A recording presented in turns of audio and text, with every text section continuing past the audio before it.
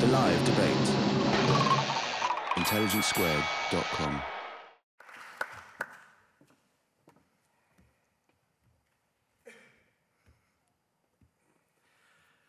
I hold a Guinness World Record for speed, but what I want to talk to you about is the way that travelling fast can sometimes make us forget the minute beauty and detail that's all around us.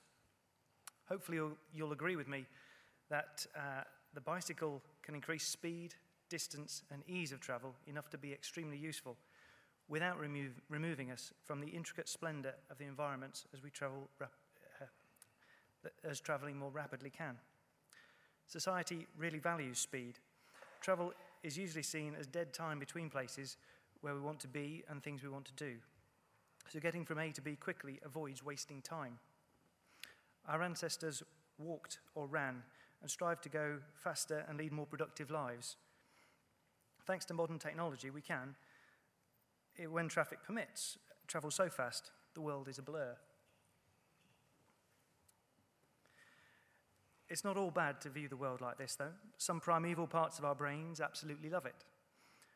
We get to where we want to be excitedly and quickly. What we lose is time to contemplate, exercise as we travel, and access to most of the interesting experiences which could happen along the way. We also create a hell of a racket, burn a load of fossil fuels, and clutter our land with cars. There is another positive to speed, or more accurately, to using speed to travel far. With it, we get perspective on a landscape, be it a natural landscape, a built landscape, or the cultural landscape for that matter. We can see how towns merge into country and how mountain ranges give way to plains.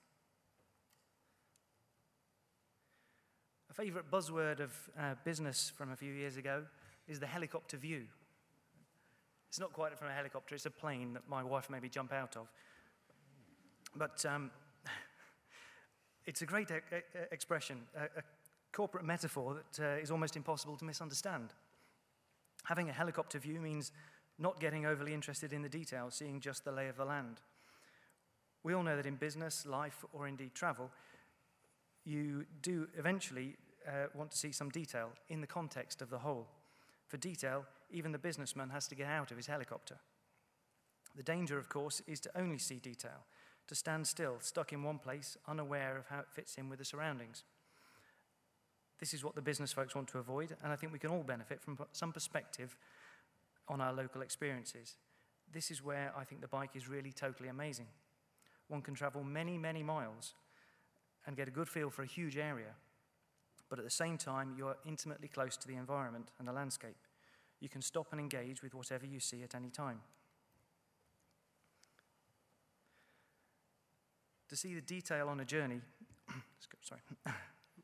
requires being close to the ground and slow enough to see the texture of the earth, the size of the stones, the leaves on a plant, and to have time to wave and smile at people in towns. You need to feel the wind, even if it's a headwind, feel the heat, the cold, hear the birds sing and the animals scurry as you go by. I had an email from a journalism student yesterday, and she asked, "What did you smell as you broke the world record?" It seemed a bizarre question, and I wasn't sure whether I should try and go for the humorous answer of the sweet smell of success, or even, "I smelt awful," which would be quite accurate. What most comes to mind, though, is the smells from the journey. The many cities were overwhelmingly smelly in good and bad ways around the world. In the countryside, roadkill, such as camels and pythons, were horrid. Whereas sage deserts, rain showers, and pineapple plantations were delightful experiences. As cycling burns so many calories so fast, food smells become very important. That's probably why the pineapple plantations in Queensland, Australia, were so amazing to me. This photo is from my circumnavigation ride, and I'll share a few more photos in a moment from that. But it's amazing because pineapples are such an exotic and strange-looking fruit, and the smell is divine and sweet. It just overwhelmed me as I rode through. I found myself daydreaming about food quite a lot while cycling, and very often casting an eye to the roadside, urgently looking for wild, growing food. Again, bike speed is perfect. Any faster, and you wouldn't see the berries, nuts, mushrooms, etc., and any slower, and you just would have fewer opportunities to see them.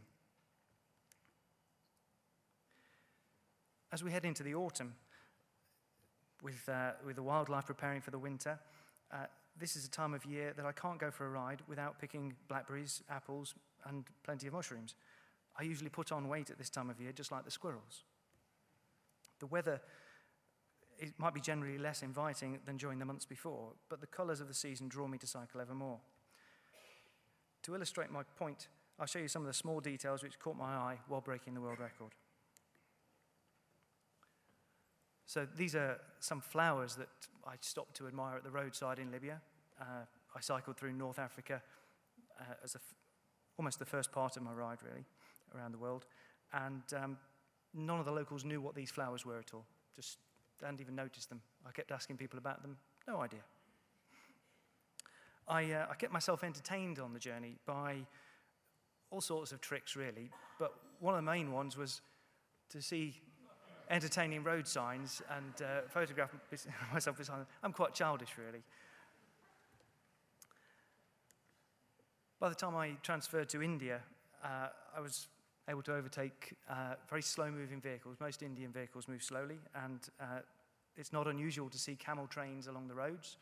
And on another occasion, the tractor and trailer beside there would have been full with families all waving and just having fun, which was great fun to ride along beside, and an experience that you couldn't have with any other sort of transport, I don't think.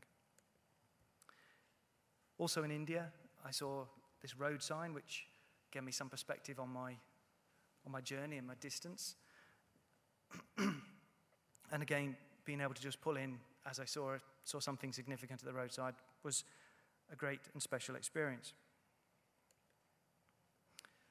Just before I left India, I got to West Bengal, which is a coal mining area, and these guys were shifting coal a few miles down the road. They would cycle one direction, then load up their bikes with a couple of tons of coal, and then just push it a few miles to where it needed to be. I think they'll soon be replaced by trucks, but at the moment, it was just great to experience that again. I'm sure that I couldn't have done if I'd have been just driving past them. I wouldn't have even noticed them. In Indonesia, Sumatra, I think this is Sumatra, people would pull alongside me on their mopeds and start practicing English again. I'm sure they couldn't have done that in any other form of transport. And in the Australian outback, I repeatedly had people pull alongside me and swear, "You're effing mad, mate. It's so boring out here. How do you possibly stay sane?" And actually, I found that the sounds of birds singing, the detail of the environment that I was passing through was only available to me because I was going the speed I was. And if I was trying to drive that far, it would have been boring. But by going slower, it was actually more interesting. In New Zealand, I can tell you that the weather that's around me there is called a weather bomb. Two weather systems had collided with each other over the islands and resulted in some special sort of weather event. And you can't know what a weather bomb is like unless you've actually cycled through it. The locals thought they were really experiencing it. I can tell them a few extra things about that experience. I moved on to the USA and cycled through a Californian summer, high in the mountains, watching chipmunks leap around in the melting snow and on my guard for bears all the times in the mountains. A day or two later, I was in Death Valley. And again, I can tell you that if you've gone to see Death Valley in an air-conditioned car, you've missed the point. It's one of the hottest places in the world. You have to be in it. Get yourself through it, and it's something special. I also continued to entertain myself. I didn't put that there, but going slow enough to stop and appreciate such things, and they kept me going for hours afterwards, thoughts of that sort of thing. This is one possible place where I could have done with a faster means of transport. The clouds started looking a bit like that, so I took a photograph of it, and 10 minutes later, there was lightning all around, and half an hour later, there was hail and tornadoes and all sorts of madness cracking off. I spent the night lashed to a fence post with my arms and legs braced against the side of a tent, desperately hoping that I wouldn't be swept away like the Wizard of Oz. When I got back to Europe, I came over the Pyrenees and did a little bit of foraging at the roadside, as I had done around much of the rest of the world. And this is something that I just love cycling for this, being able to spot those little red berries. That's a strawberry just growing wild at the side of the road.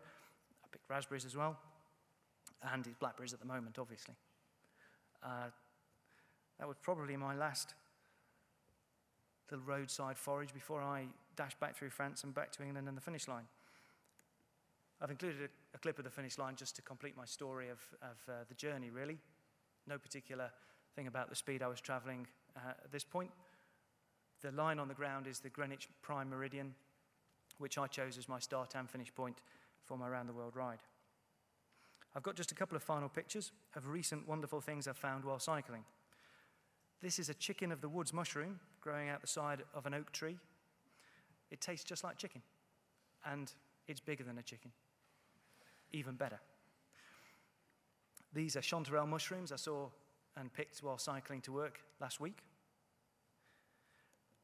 And last weekend, I went cycling with my wife, and just before it got dark, while we were looking for a campsite, we went past this old barn. So we took shelter in there as it started to rain, and ended up spending the night there with just a few bats and a barn owl for company. It was an absolutely wonderful experience, which, if we'd have been going any faster, we would not have spotted the barn, and if we'd have been going any slower, we'd have got very wet. It was perfect again.